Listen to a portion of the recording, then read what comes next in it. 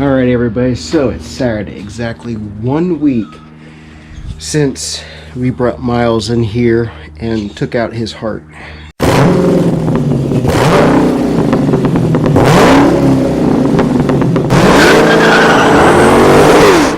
So today we're going to, we got the motor out, we got motor out Wednesday.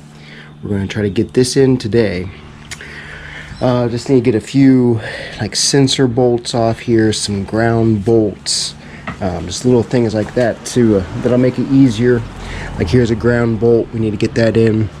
That little bracket, I'm not sure what I'll do with that, but just little stuff like that. Need to get the bolt here for the cam sensor, get that in. One for the crank sensor down here. I need to get these off. Actually there's just the one there. Oh yeah, one here. I need to get those off. I already got the front off, so we can tackle that, putting it back on later. Switch the plate. That's about it. Need to get that off. So we're going to put one new motor mount in. So here's our new ones, our cheapies. So looks pretty good, nice and shiny. Got the package deal where we got the transmission mount as well. So hopefully that'll anchor Korea. It's a weird sound. Oh, sprinklers. Okay. So let me grab a flashlight here. So we're about, I don't know, 9 o'clock, 9:30. A little bit later start. Worked on cleaning out the grease and so forth. We got this sprayed. Yeah, putting our coat on it. But I didn't really, it was so grimy, the way the aluminum was. I didn't want to put it back in like that, so went ahead and primed it with some Rust-Oleum and then shot it with some Rust-Oleum satin black. So I think that'll look better. I thought about trying to do it silver, but I'm just not sure. I don't think that would have looked right. So, but the new water pump will be silver, so I don't know. We'll see.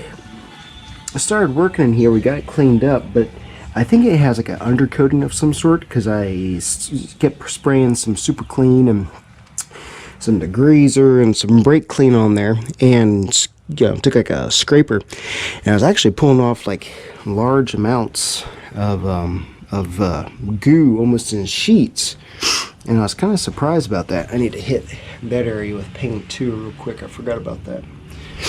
So anyways, I kind of quit with the scraping because I'm like, well, maybe we'll leave that undercoating on. So anyways, but it is mucho cleaner. It took a little bit of work, but I think it'll be worth it. Went ahead and cleaned up the, this was caked, and it's still a little bit nasty, but mucho better. So, making some slow progress there, but wanted to have all that cleaned up before we put it back in.